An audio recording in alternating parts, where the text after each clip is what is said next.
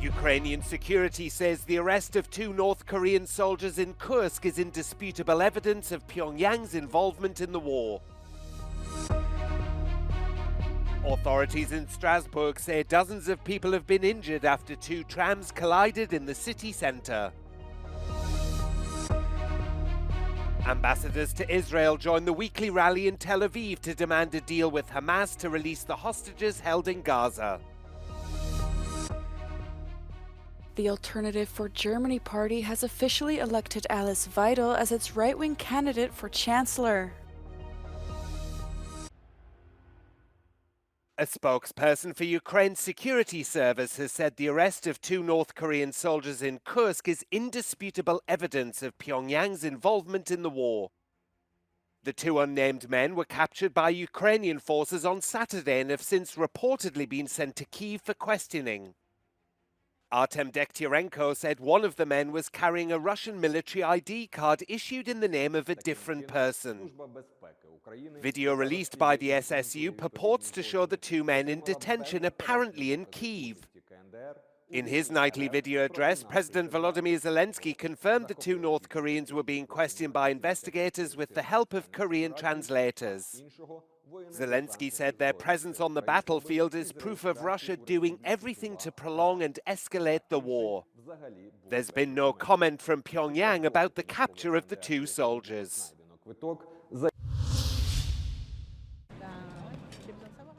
Authorities in the eastern city of Strasburg say dozens of people have been injured after 2 trams collided. The accident happened during the afternoon in a tunnel near the city's central train station. No one was seriously hurt, but fire and rescue officials say an additional 100 people have been assessed for shock and stress. Emergency services deployed 130 firefighters, 50 rescue vehicles, and established a wide safety perimeter. The exact cause of the collision was unclear, but local media reported that one of the trams was reversing at the time. Cleanup operations continued into the evening, and residents were advised to avoid the area around the train station. Local media say Strasbourg was the first major French city to reinstate tram services in 1994 and hadn't experienced a significant accident until now.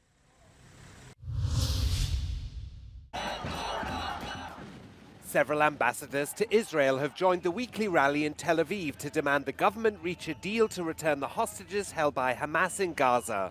The weekly rallies have taken place for months on what's come to be known as Hostages Square.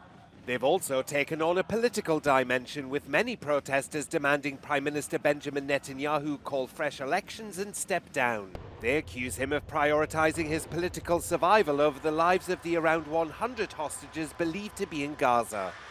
The protest comes on the same day that Netanyahu said he was sending the director of the Mossad Foreign Intelligence Agency to ceasefire talks in Doha.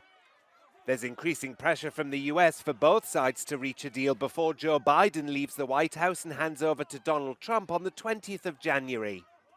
An Israeli newspaper quoting Hamas sources said 90% of the details of the ceasefire deal are now complete.